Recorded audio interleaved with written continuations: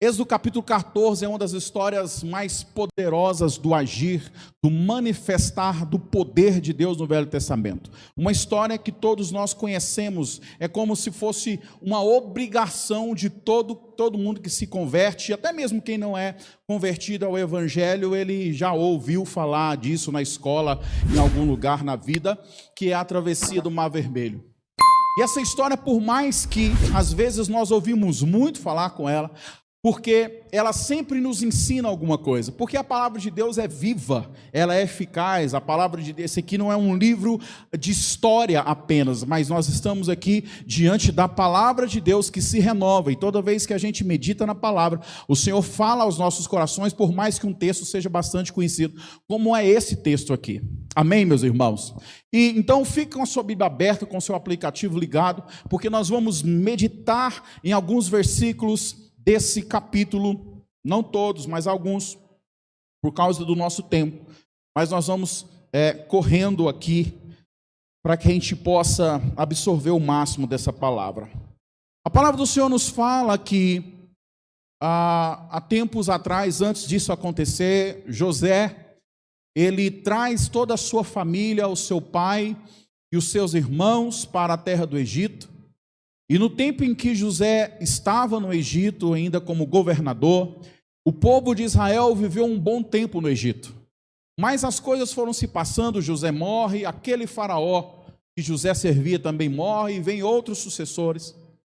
E de lá para cá, então, o povo de Israel, que antes tinha um certo privilégio no Egito, começa a ser escravizado por faraó.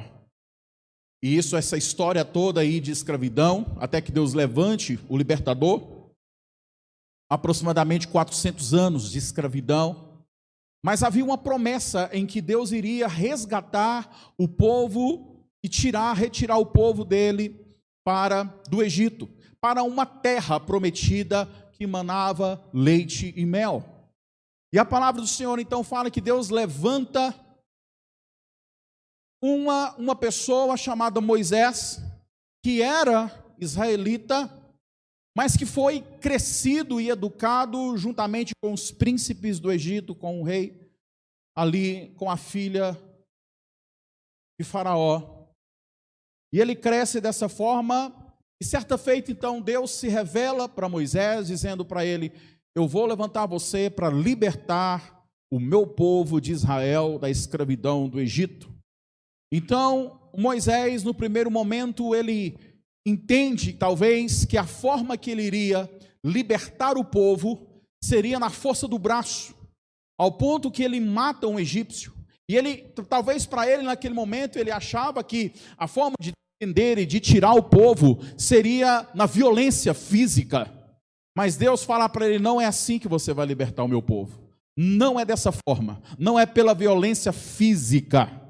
Mas a forma em que o meu povo vai sair da terra do Egito será pela manifestação da minha glória, através de sinais e de prodígios. E aí então nós vemos e conhecemos essa história, e aí nós entendemos as pragas. Você já ouviu falar das pragas do Egito? Tantas pragas aconteceram, mas a praga mais forte, talvez aquela que mais impactou Faraó e todas as pessoas do Egito, foi a morte dos primogênitos, onde o anjo da morte iria passar.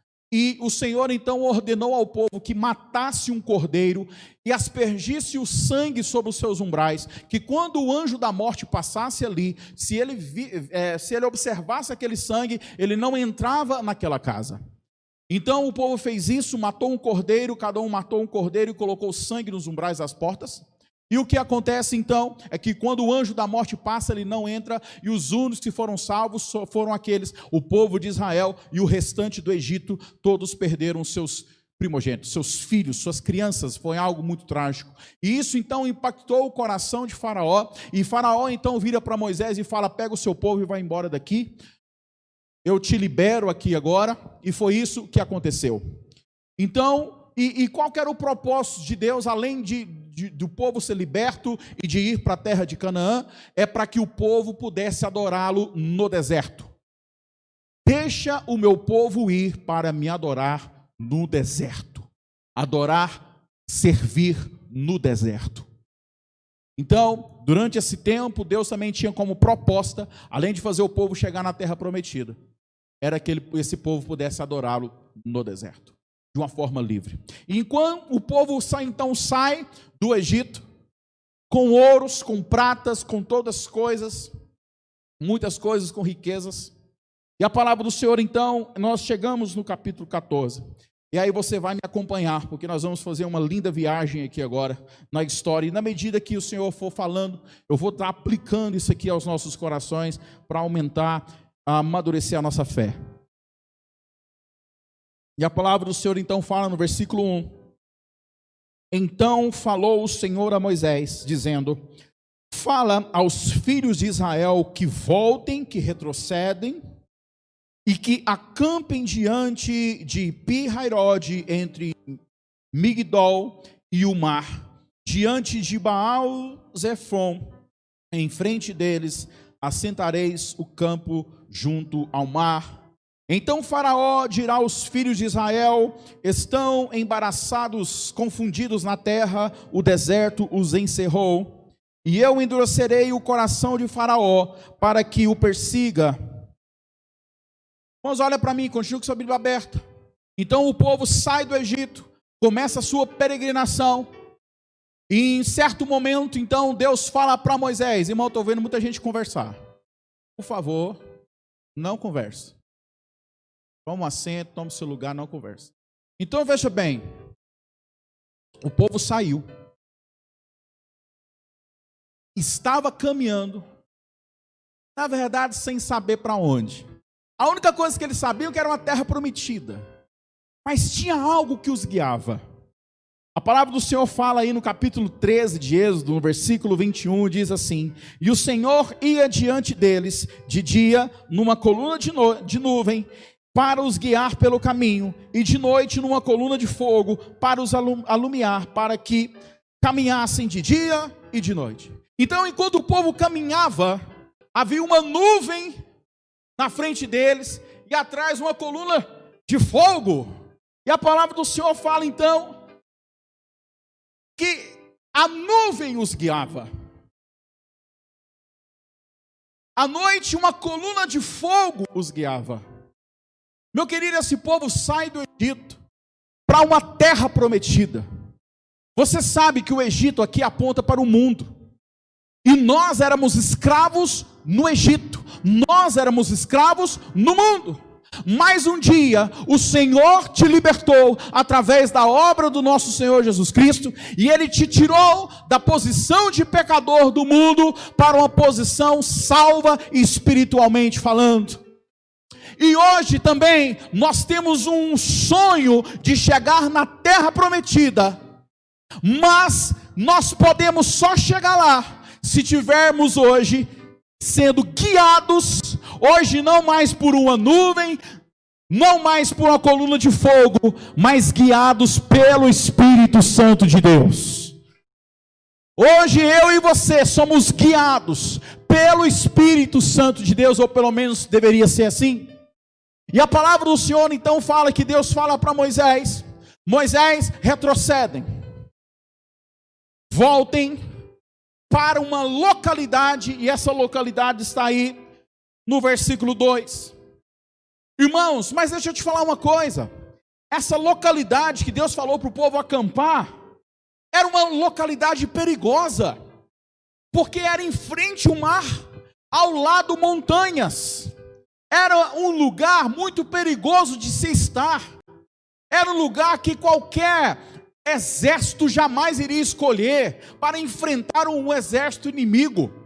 Mas Deus então fala para o povo chegar ali, e parece que Deus está criando uma emboscada para o povo dele, porque não era o lugar mais seguro, era o lugar da impossibilidade. Irmãos, quantas vezes Deus nos permite também a passar por situações, a passar por lugares que aparentemente parece uma emboscada, que aparentemente parece um lugar que você jamais, pelo seu próprio desejo, iria, um lugar de difícil acesso, um lugar sem escape. Às vezes na sua vida, você também, Deus permite para que você passe por situações assim. E foi isso que Deus fez com esse povo. E o pior, Deus fala assim: eu vou endurecer o coração de Faraó contra Israel. E além de endurecer o coração de Faraó contra Israel, eu ainda vou fazê-lo perseguir o meu povo. Olha que proposta ruim de Deus. Mas por que aparentemente aqui é algo ruim? A resposta está aí no versículo 4. Eu endurecerei o coração de Faraó para que os persiga, e eu vou ser glorificado em Faraó e em todo o seu exército, e saberão os egípcios que eu sou o Senhor. Que eu sou o Senhor. Querido, o Egito era um povo idólatra,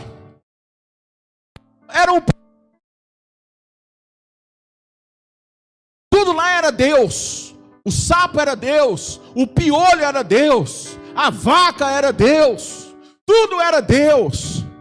Mas Deus ainda não tinha terminado o tratamento com o Egito. Deus ainda, mesmo com tantas pragas, Deus ainda tinha que dar o golpe final para que o Egito soubesse que há um único e verdadeiro e soberano Deus na face dessa terra. Então ele prepara o seu povo e coloca aparentemente o povo numa emboscada.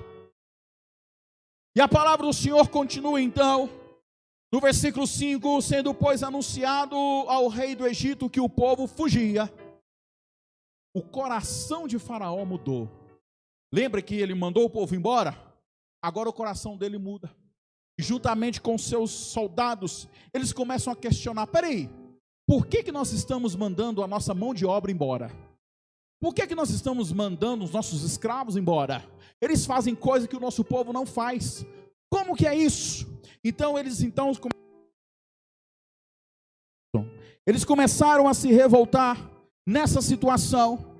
E no versículo 6 fala que aprontou o seu carro e tomou consigo o seu povo.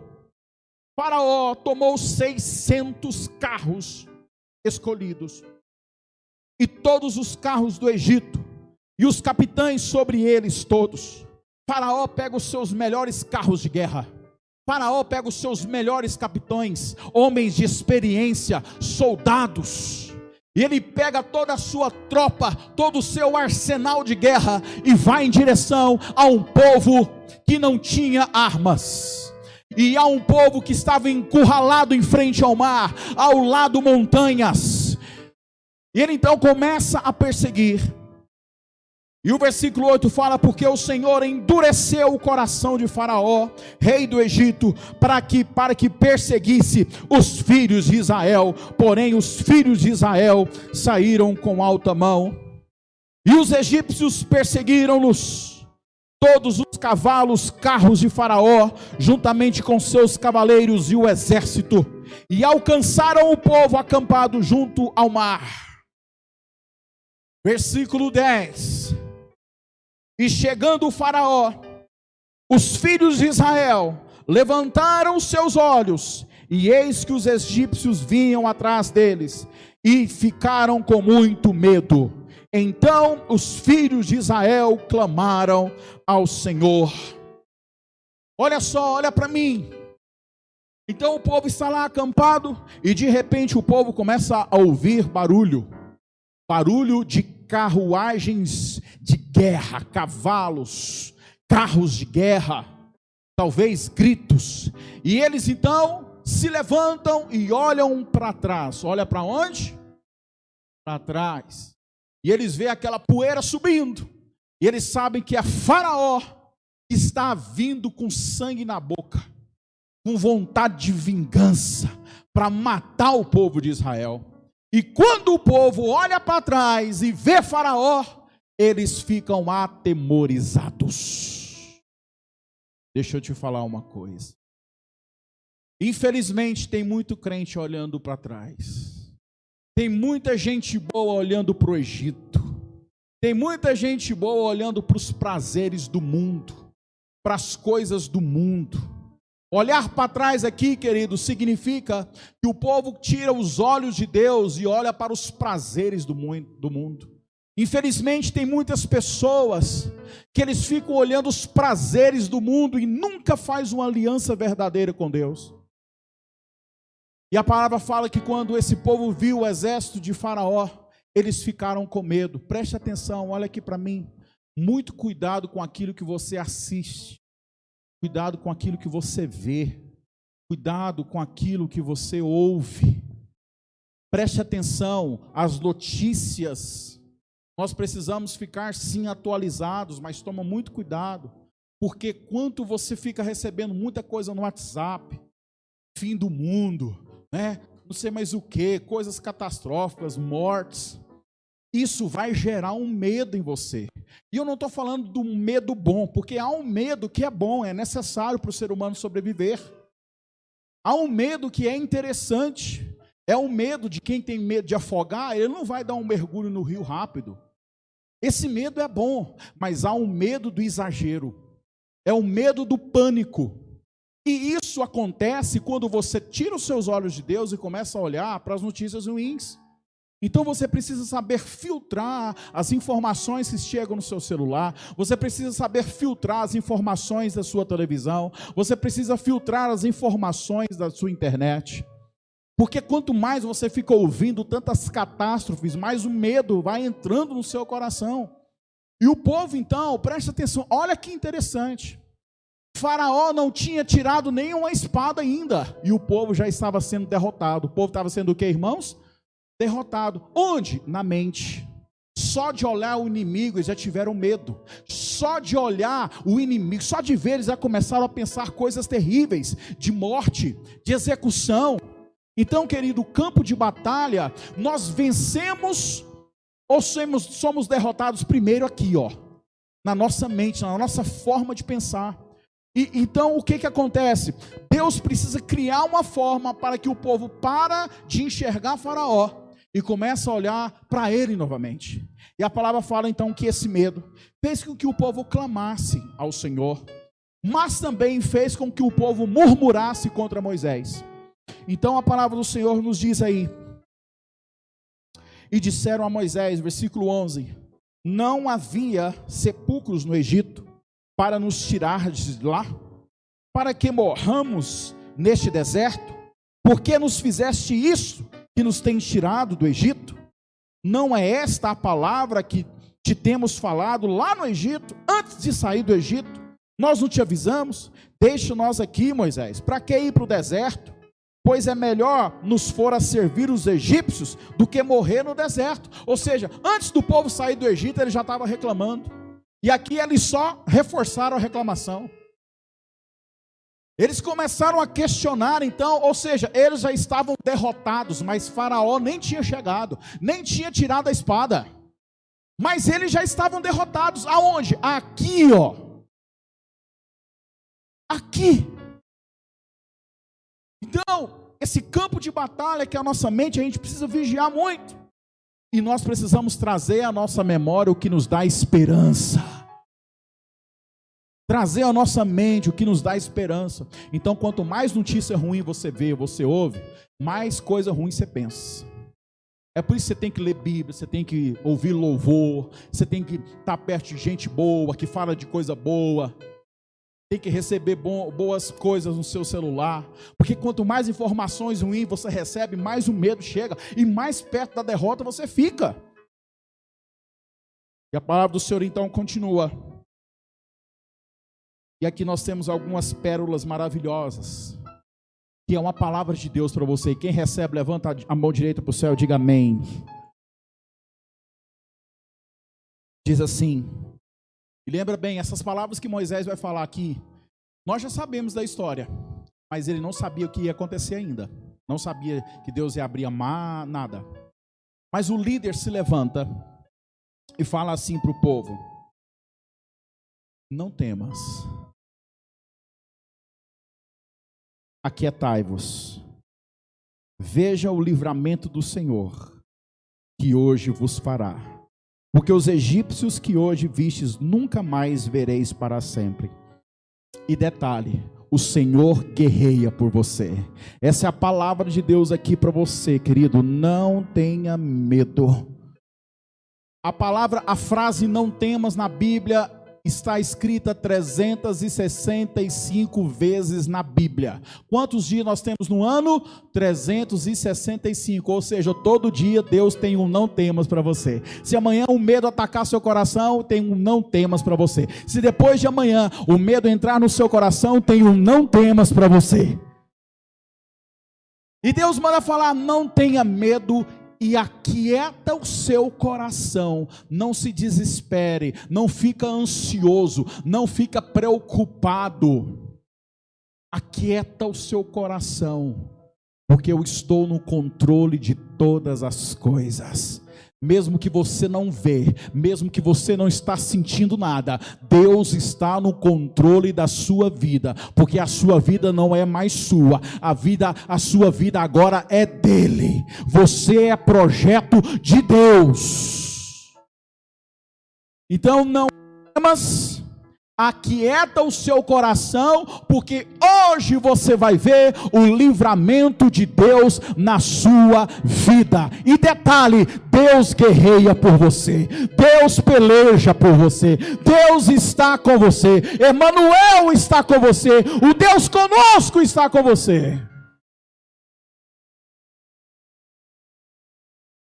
E a palavra do Senhor então continua. E Moisés não sabia nada de mar vermelho que abrir, gente, mas ele tinha uma palavra de fé.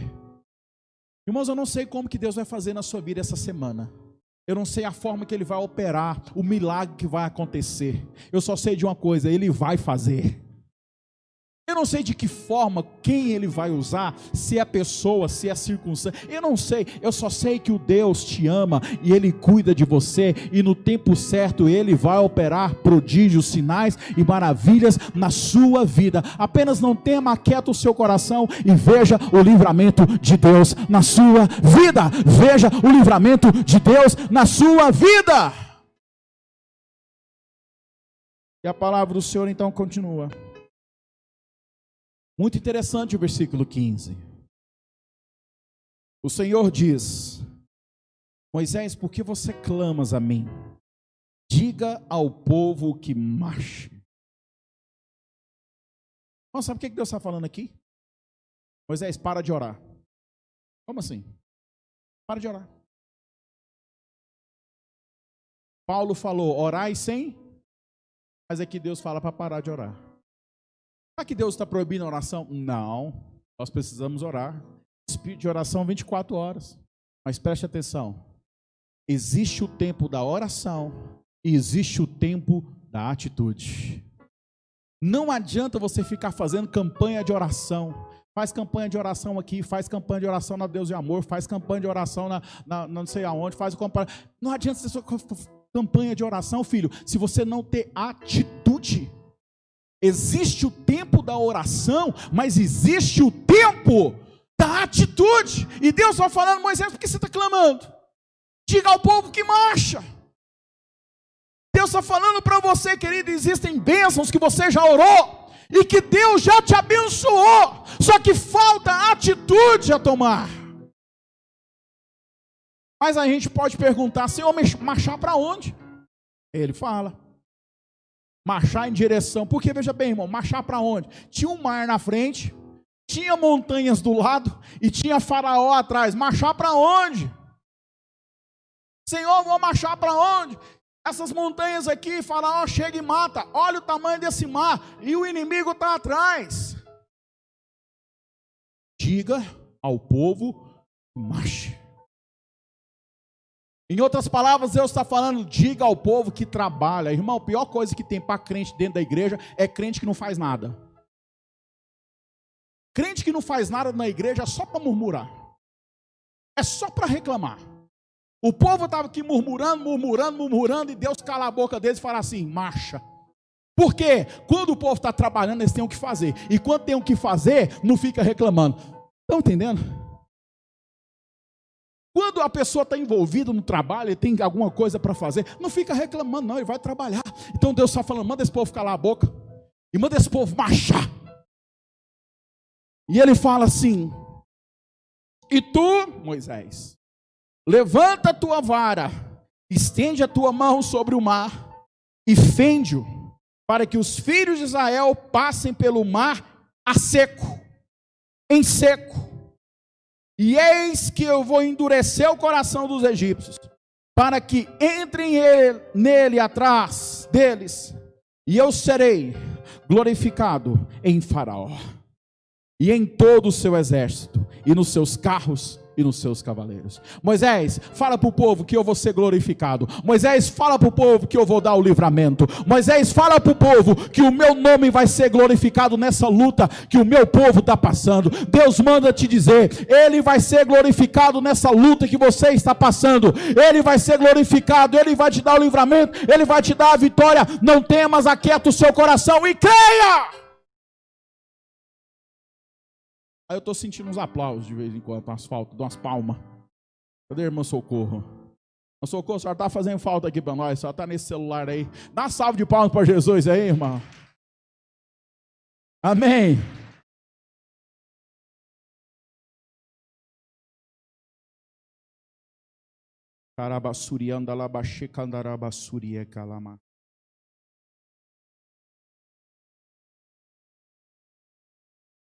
Parece que com esse Covid, parece que a gente está encurralado.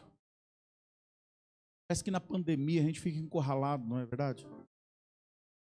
Parece que todo lugar que você olha, só tem um mar, só tem montanha e notícia ruim chegando. Querido, quando as coisas estão ruins na sua vida e você não sabe para onde vai e não sabe para onde olhar, se para frente não tem solução, se atrás não tem solução e se do lado não tem solução, olha para cima. Oi! Olha para cima, porque vem de lá o socorro. Nós que temos a esperança, talvez aqui embaixo parece que não tem mais solução, mas o nosso socorro vem do alto. O seu socorro vem do alto. E Deus fala para Moisés, manda Moisés levantar o seu cajado, a sua mão. Versículo 18, os egípcios saberão que eu sou o Senhor, quando for glorificado em Faraó, nos seus carros, nos seus cavaleiros. 19, e o anjo de Deus, e o que de Deus, irmãos? O anjo de Deus, que ia à frente do povo, olha só, se retirou e foi para trás. Também a coluna da nuvem retirou-se da frente, e foi para trás. Olha só que interessante. Na frente tinha a Shekinah de Deus, a nuvem, a coluna e tinha um anjo. E isso tudo guiava o povo. E agora aquilo que guiava o povo vem para trás. E ao invés de guiar, eles agora vão proteger. Meu irmão, talvez você agora não está vendo esperança, você não está vendo uma direção na sua frente. Você sabe por quê? Porque a Shekinah está atrás, protegendo você contra todo mal, protegendo você contra toda enfermidade. Talvez à frente você não está vendo a esperança aqui, porque o anjo está atrás, a Shekinah está atrás, te protegendo, para que praga nenhuma chegue na sua casa, para que mal nenhum chegue na sua vida. Alguém dá glória a Deus aqui. Aleluia! E a palavra do Senhor fala então, ia entre o campo e o anjo, e a nuvem ficou entre Faraó e entre Israel, ficou no meio. Por quê? Porque quando Deus coloca a nuvem entre Faraó e Israel, o Faraó não consegue mais enxergar o povo, e nem o povo consegue enxergar Faraó. A única coisa que eles veem é a presença de Deus. Sabe o que vai trazer calma para o seu coração? Sabe o que vai tirar essa ansiedade? Sabe o que vai tirar o medo do seu coração? A Shekinah de Deus. Porque a Shekinah de Deus não deixa o inimigo te ver. A Shekinah de Deus não deixa você ver as coisas ruins. A única coisa que você enxerga é a Shekinah de Deus, a presença de Deus na sua vida. Quem tem essa presença, levanta as mãos para o céu e dê um glória a Deus bem forte, no nome do Senhor Jesus. A glória de Deus ofuscou os olhos, tanto de Faraó como de Israel. Faraó não podia ver o povo de Israel e nem Israel poderia ver o inimigo, porque a Shekinah de Deus. E lembra-se, a palavra fala que aquela Shekinah para Faraó era escuridão, mas para Israel era luz. A presença de Deus na sua vida também é isso, querido. Eu já estou aqui encerrando. E aqui então nós temos no versículo 21 um milagre. Então Moisés estendeu a sua mão sobre o mar, e o Senhor fez retirar o mar por um forte vento oriental toda aquela noite, e o mar tornou-se em seco, e as águas foram partidas, e os filhos de Israel entraram pelo meio do mar em seco, e as águas lhe foram como muro à sua direita e à sua esquerda. Deus abriu um caminho no deserto. Deus abriu o caminho no mar. Querido, caminho, esse caminho, essa travessia para outra margem, esse caminho aponta para Cristo, porque Ele é o caminho. Aquelas águas, o vento vem sopra, as águas viram paredes, muralhas de água, líquidas ou congeladas, eu não sei, e o povo passa a mar a seco. Deixa eu te falar uma coisa, a única forma de você passar para a margem e encontrar Deus na sua vida, chama-se Jesus Cristo. Jesus é o caminho que você precisa passar para chegar do outro lado da margem, livre de todo o Egito.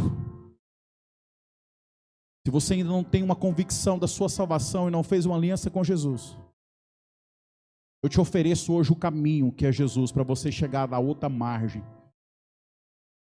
para o encontro com o seu Salvador. E você que está no caminho, preste atenção, nós que estamos atravessando esse mar hoje, estamos no caminho, não se desvie para a direita e nem para a esquerda, porque ali tem água, e essa água que Deus está segurando com o vento, nessa história depois ela vai se tornar juízo. Então se você está aqui salvo em Cristo Jesus, no caminho, e se você tentar se desviar para a direita ou para a esquerda, cuidado, essa água pode vir, e aquilo que se torna bênção vai se tornar maldição na sua vida. E o povo então passa a seco, e o povo é liberto totalmente de Faraó.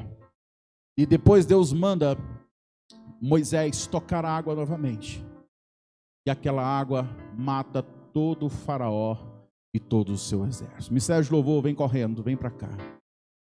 E queridos, essa palavra de Deus aqui hoje é para confirmar no seu coração que existe um Deus, que é um Deus de milagres, que é um Deus de promessa, é um Deus que abre caminho no deserto, é um Deus que abre caminho no mar, para fazer você chegar do outro lado, são e salvo. Eu não sei quais são os mares que Deus vai abrir na sua vida hoje, quais são os caminhos que Deus vai abrir na sua vida essa semana, mas eu só sei de uma coisa, vai acontecer. Alguém aqui acredita? Alguém aqui tem fé para isso? Fique em pé no seu lugar. Deus está neste lugar aqui operando sinais e maravilhas. Você acredita nisso? Deus vai estar na sua casa te abençoando aí no nome do Senhor Jesus. Nós precisamos acreditar. Antes de cantar, eu quero que você ore. Feche os seus olhos. Eu quero que você fale com Deus. O que você precisa agir? Moisés, diga ao povo que marche. Qual é a atitude que você precisa tomar na sua vida hoje?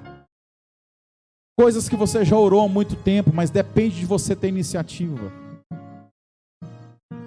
Deus está falando, marche. E Deus agora, talvez durante o louvor, durante essa canção, hoje, amanhã, durante a noite, um sonho, uma revelação, Ele vai falar para você o que fazer, aonde você precisa levantar o seu cajado de autoridade. Está na hora de você levantar as suas mãos, pai de família, na sua casa, e repreender aquele demônio que tenta destruir a sua casa, seu casamento, seus filhos dentro da sua casa. Está na hora, mãe de família, você levantar as suas mãos e começar a repreender todo o mal contra os seus filhos, contra as suas finanças, contra a saúde, a autoridade que Deus te deu no nome dEle. Há uma autoridade no nome de Jesus que Ele deu para cada um aqui. Você não precisa ser pastor, você não precisa ter um cargo na igreja. Mais importante do que isso, você tem o nome de Jesus, você tem uma aliança com Jesus, e o que falta talvez na sua vida é exercer a autoridade que Deus já te deu. Levante suas mãos e ore, querido. Levanta as mãos para o céu. Começa a clamar, começa a bendizer, começa a engrandecer ao Senhor. Começa a orar.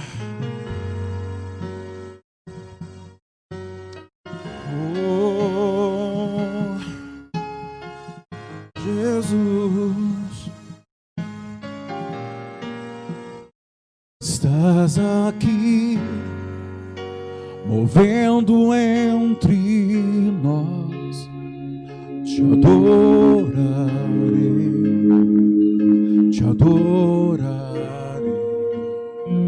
Estás aqui, mudando destinos. Te adorarei,